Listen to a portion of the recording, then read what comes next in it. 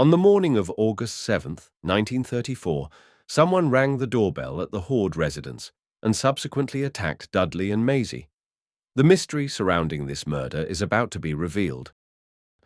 Dudley Henry Hoard was born in Wandsworth, South London, in 1892.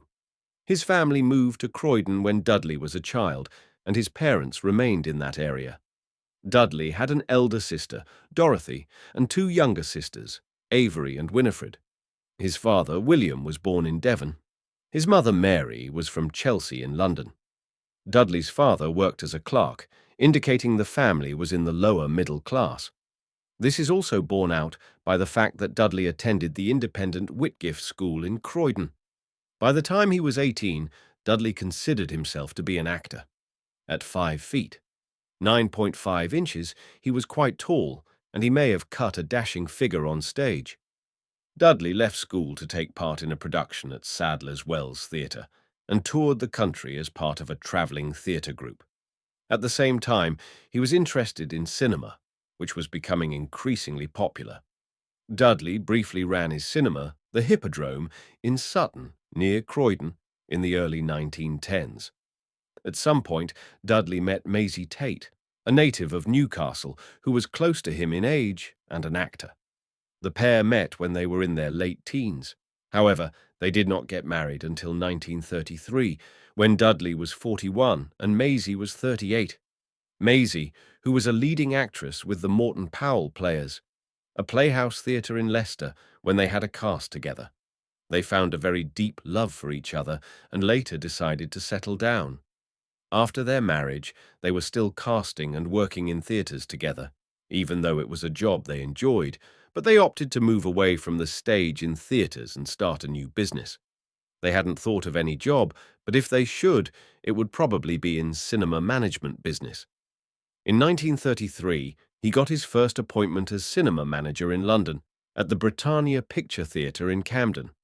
By the 1930s, cinemas had become enormously popular in Britain, and the industry had professionalized significantly since Hoard's last foray into cinema management in 1911. The average cinema had upwards of a dozen staff members, and cinema managers were required to ensure that all operations went smoothly. Staff were trained appropriately, and the cinema drew as many patrons as possible. Marketing was a significant part of the cinema manager's role. Trade magazine Kinematograph Weekly highlighted in each issue the innovative and successful marketing stunts that managers up and down the country came up with to draw in audiences. At the same time, cinemas, such as Odeon and ABC, became increasingly consolidated into chains. Within the chains, the patrons' experiences were increasingly homogenized. Rather than being rewarded for originality and innovation, managers in chains were expected to comply with central directives on how their cinemas should be managed. Dudley never worked for a chain cinema. At the Britannia in Camden, he had to make 2 men redundant to save the cinema money. These men had families to maintain, and they threatened Dudley after he had fired them. This was probably one of the reasons why Dudley swiftly moved on to work at the Cinema House in Oxford Street, and then, finally, the Eastern Palace Cinema in Bow. Dudley got the cinema manager job in March 1934, and he and Maisie moved in a few weeks later. It was the first time since their wedding in spring 1933 that they had their flat. They had previously been staying with Dudley's parents in Croydon. After managing a cinema in Nottingham, they moved to London to run the Eastern Palace Cinema on Ball Road in the East End, where they occupied the upstairs flat. The Eastern Palace Cinema was a neighbourhood cinema, co-owned by 2 local Jewish professionals. It was located on the busy Bow Road, between a cafe and a general store. It could seat around 1,000 patrons in its auditorium and balcony, where audiences could enjoy the ornate, if somewhat shabby, Oriental decorations on the walls.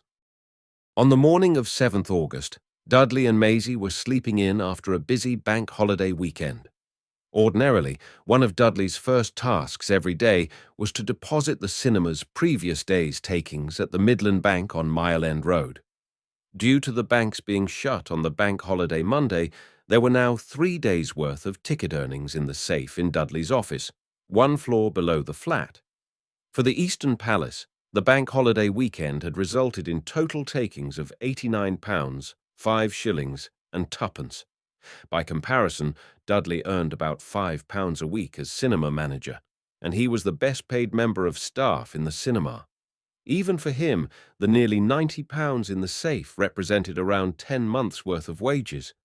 Around 7:45, someone rang the doorbell of the flat, not the doorbell at the cinema's entrance, but the door of the flat specifically.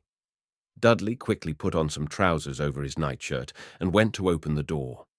Maisie had only half woken and was about to doze off when she heard Dudley shout out. When Maisie walked into the living room, she saw a man standing over her husband, wielding a hatchet. Dudley had a head wound and was trying to fend off the other man. Maisie shouted out to the attacker, a young man. He then turned to her and hit her over the head with the hatchet. She blacked out immediately. About 30 minutes later, the cinema's regular team of cleaning women arrived for their morning shift. These 3 women came in 6 days a week to clean and tidy the cinema before the first screenings started. Because they arrived hours before any of the other staff, the head cleaner, Mrs. Emily Brinklow, had her own set of keys. She let herself and her colleagues in, and they started to get their cleaning materials out. Emily noticed that the post and milk, dropped by the milkman, had not yet been taken upstairs by either Dudley or Maisie. This did not worry her unduly. She would bring them up herself in a minute. Before she could do so, a scream ripped through the building. Nellie Erie, one of the other cleaners and sister to one of the cinema's projectionists, had found a heavily injured Dudley Hoard on the staircase leading to the auditorium balcony. He was covered in blood, as were the walls and the staircase he was on. Emily rushed to the flat and banged on the door. After a short while, Maisie opened it.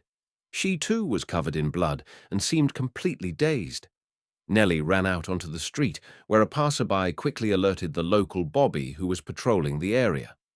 P.C. Mackay swiftly went over to the cinema and tried to provide emergency aid, as well as alerting his local police station by telephone.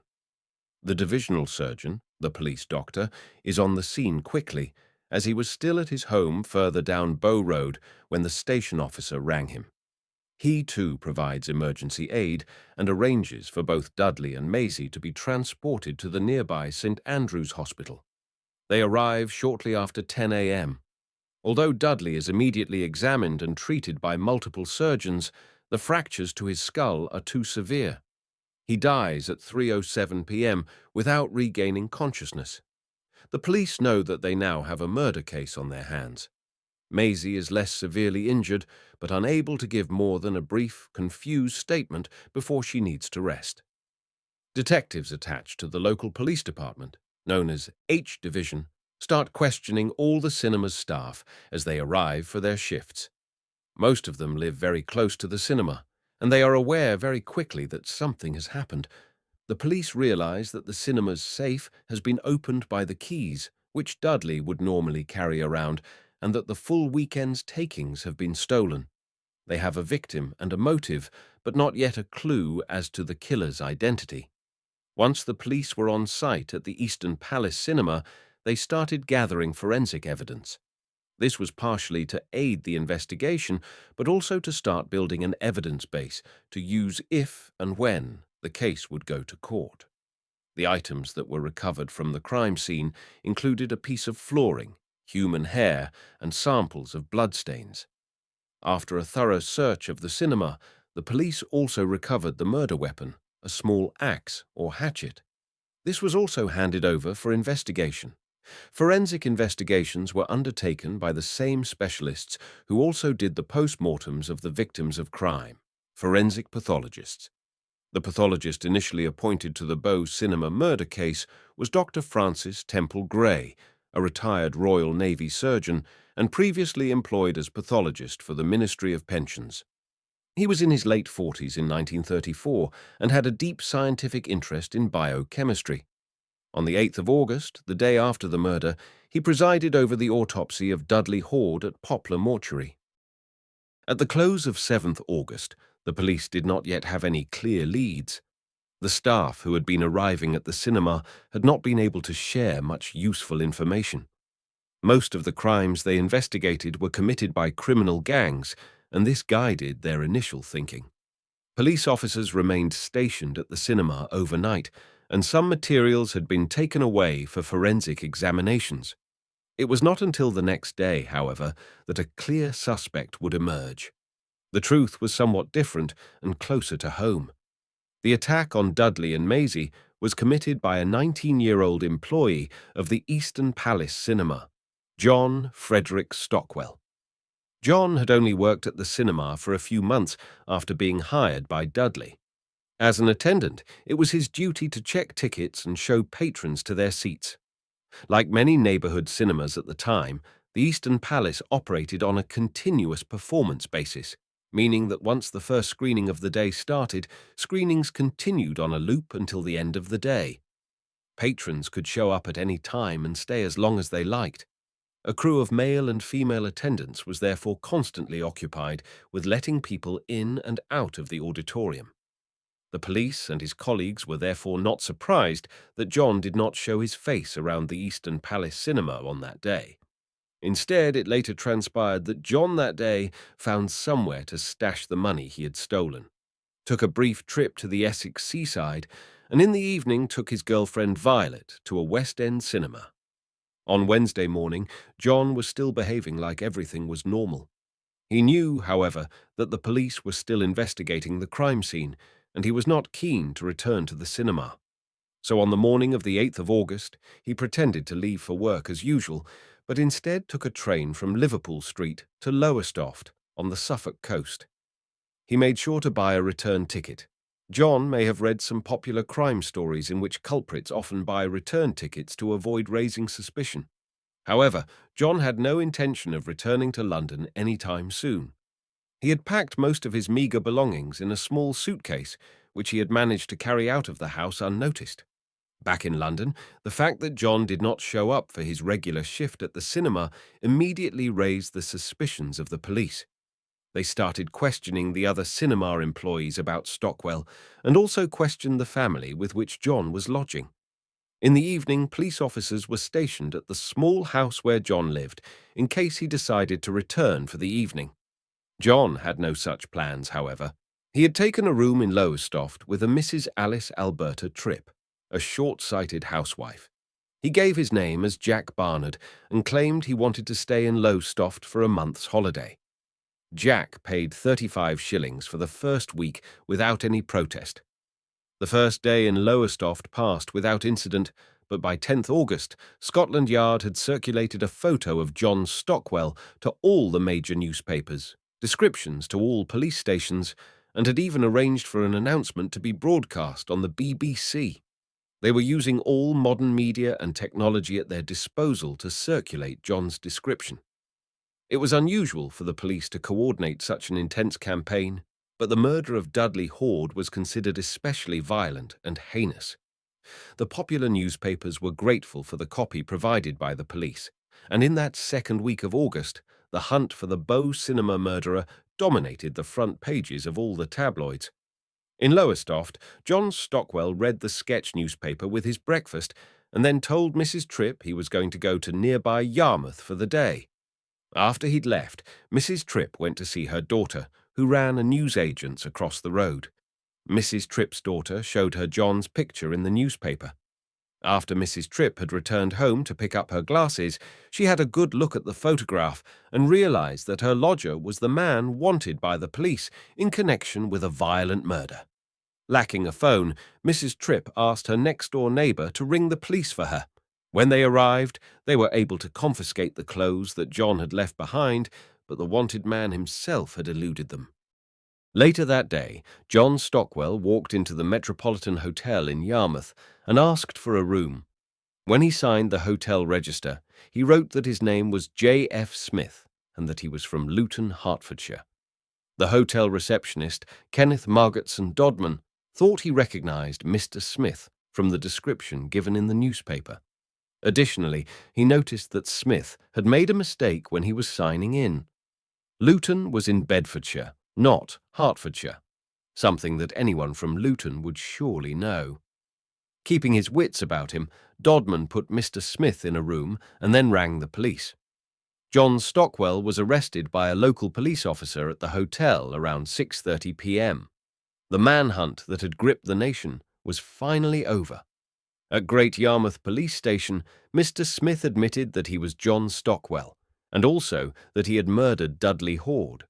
The local police chief put a call through to Scotland Yard, and Chief Inspector Fred Sharp drove up to Yarmouth that very evening to collect his suspect. On the way back to London on the 11th of August, Stockwell told Sharp how he'd committed the crime, where he had hidden the money, and how he had spent the days between the 7th and the 11th of August. Sharp, not wanting to put Stockwell off, decided not to take any notes in the car. Instead, he listened and wrote up Stockwell's confession from memory as soon as he got back to the station. This decision would later cause some headaches because Sharp had not properly cautioned Stockwell and had not allowed him to check his statement. The information Stockwell had provided in the car could not be admissible in court. For now, though, the police were relieved that they had gotten their man. When Sharp's car arrived back at Bow Road Police Station just before 9 p.m. on the 11th of August, a great crowd had gathered, keen to catch a glimpse of the Bow Cinema murderer, who until so recently had been living in their midst. Like many people in the East End, John Stockwell came from an impoverished background, but he was not brought up locally. He was born on the 2nd of March 1915 near King's Cross. His father had died at the front at Mons before John was even born. His mother remarried, but died in 1926 when John was 11. John had a brother, Horace, who was 3 years his senior. By the time the men had grown up, they were no longer close. After his mother's death, John went to live with an aunt, Elizabeth Brown. Because John's father had died in the war, Elizabeth received a financial contribution from the state for John's upkeep. Elizabeth decided around 1930 to move away from central London and out to Bromley in Kent. For the teenage John, who was no longer required to attend school, the change from King's Cross to Bromley was not beneficial. Elizabeth reported that John no longer accepted her as a parental authority.